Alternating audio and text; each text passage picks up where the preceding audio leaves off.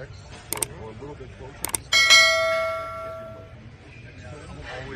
You're always in the same rep. So if you could do it just like that, stay next to me so everything.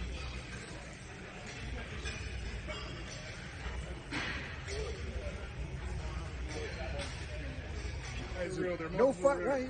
There's fiber at that point. Yeah, there's actually activation going on in these things, these little cords in the muscle. No oil, just, you know, American made. Just man muscle. Yeah.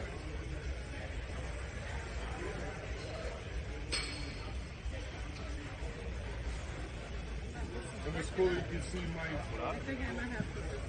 you can see how his arm is right now. You can see it through the cookie. And you don't see him like swinging at all, which is great. Because you see a lot of guys like they're in their zone, and that's cool, but like I always think to myself, like, is this guy training delts or is he training arms? Because he's doing this shit, you know?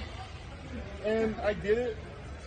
If I were to go too heavy, I'd be doing the same thing. But you're gonna love this. You guys are gonna love this.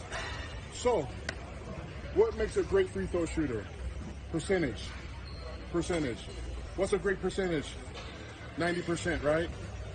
How many freaking reps are you guys getting that are 90%? How many sets are you getting? Okay. Ooh, we going there? All right. You ain't never heard this? No. Nobody ever in the history of the sport Has ever said that? has ever said this. How many sets are you getting in a workout that are at least 9 out of 10?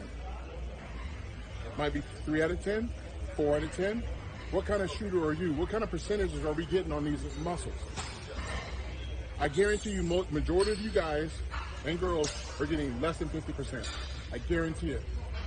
And you're, what? You said I'm only getting 50%? Yes. That's why you get stagnant. That's why you're not able to go up to the next level. Imagine. We're talking about Stay on that because you're like, if you're going from the 50% free throw shooter to the 60, to the 70, what that mean? That means you're scoring more points. Muscles getting more points, you're getting more growth. Listen, so I know you got good biceps, but when you do this exercise, your triceps are looking ridiculous. Oh, yeah. Woo!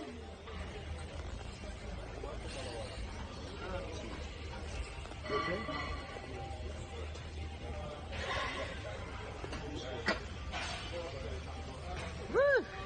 I started doing some interesting training techniques the other day because I wanted to enhance my core.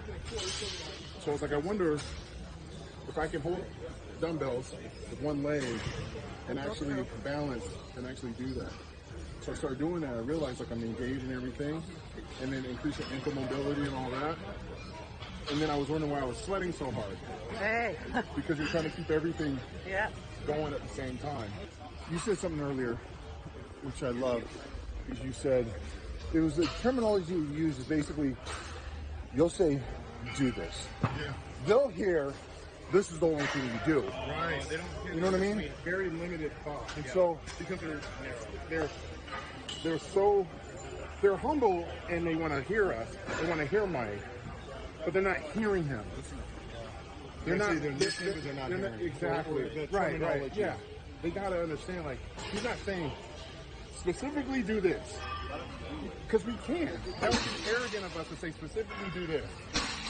Because what if that don't work for you? See? And then you end up moving. Switches it up, knee, but I want to show you something. See how those are things, they start firing? So that's when I get just called, the fibers are just... We're getting like certain positions and being able to like lift a certain way and I'm like, wait a minute.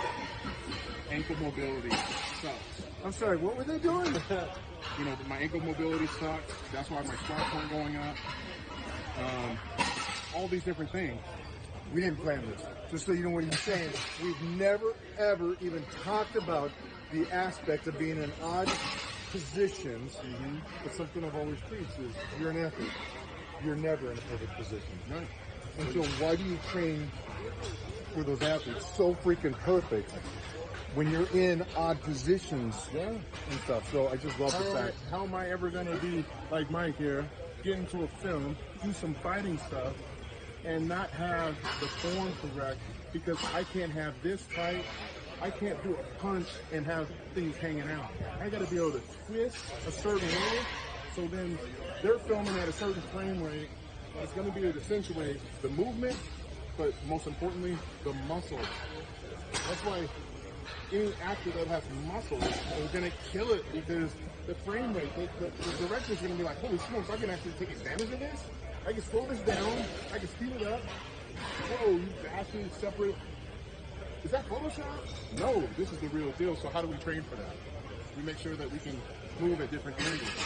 And one of the things I had to learn, and that's why I was asking about like how you weight fluctuations and that, is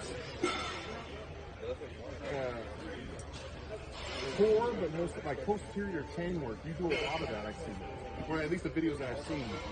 And I think that's something that even bodybuilders should be reincorporating, because as you get bigger, that stress on that lower back and those weak glutes will later on catch up to you. How much do you talk about building that lower back?